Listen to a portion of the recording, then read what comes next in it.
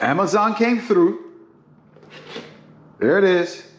I ordered this from Holley directly, and 4 days later, nothing. No emails, no confirmation, nothing at all. And I called them up, canceled the order.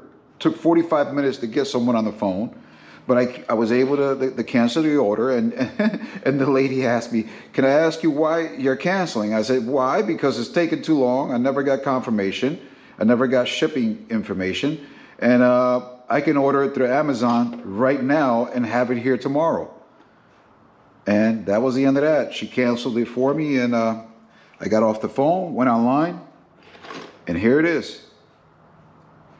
One day, 24 hours, it's in my hands. So I can't wait to get this on. I don't know how I'm going to do this, but I'm going to get it done.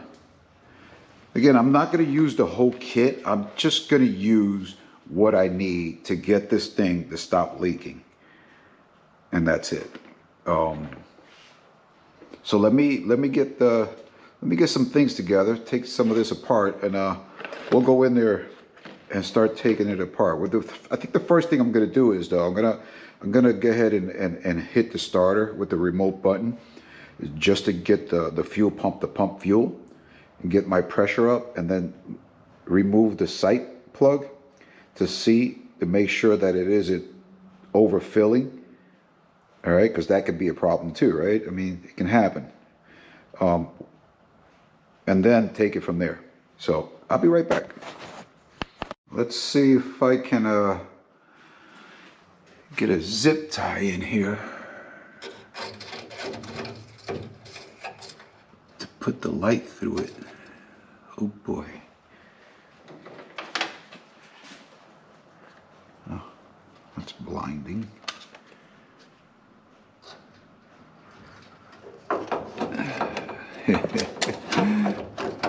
It's not gonna happen.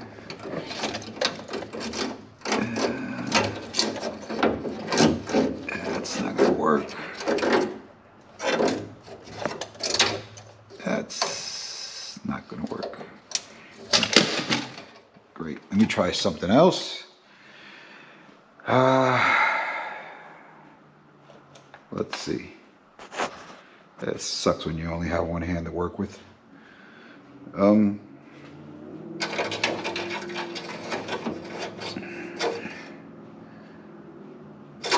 if I put it through here first?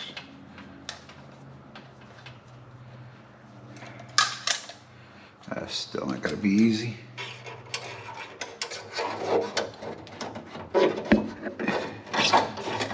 Oh, wait a minute, wait a minute.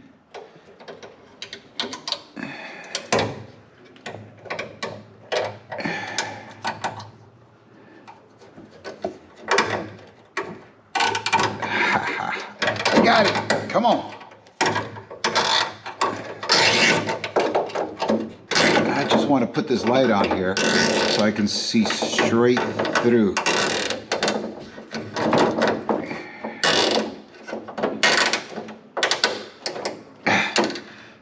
That'll work. Okay, just scratch up the hood, right? All right, can we see right down there? Yep. All right, let's crank this up, get some pressure in here, see what happens.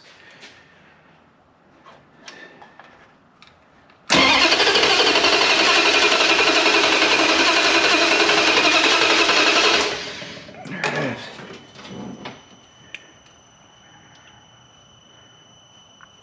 Yeah, I don't see anything happening.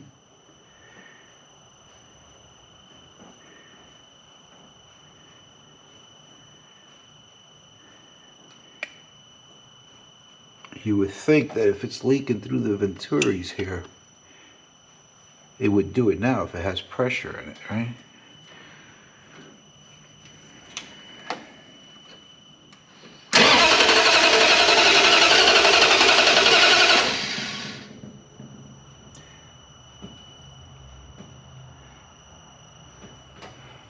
All right, nothing's happening. Let's try something else. Getting pressure in there. I didn't see anything going down the Venturis here. But when I remove the site plug, a whole bunch of fuel came flying out of there. So it's overfilling. Why would it do that? I think maybe the needle and seat. I don't know if I should take that off first and look at it and try another one. I think that's what I'll do. But now I need to find the washer that I dropped for this. All right, let's see if I can get that done. So I pulled out the needle and seat, and I thought I saw some trash in there. And this is what I found.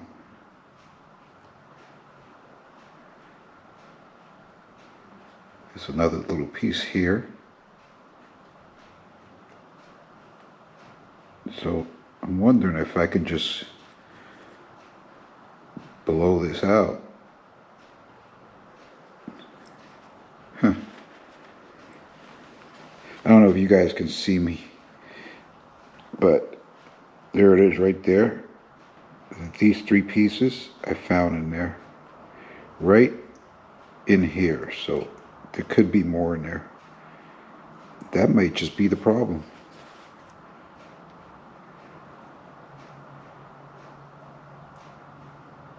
I think I'm gonna take the whole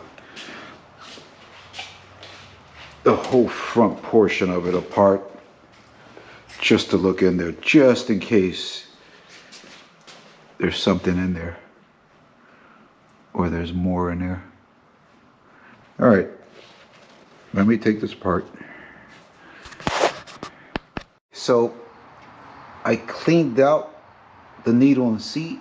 I couldn't remove the bowl here because, you know, I need two hands. So I just cleaned it out, put it back in place just to see what happens. Let's see if I shoot gasoline all over the place.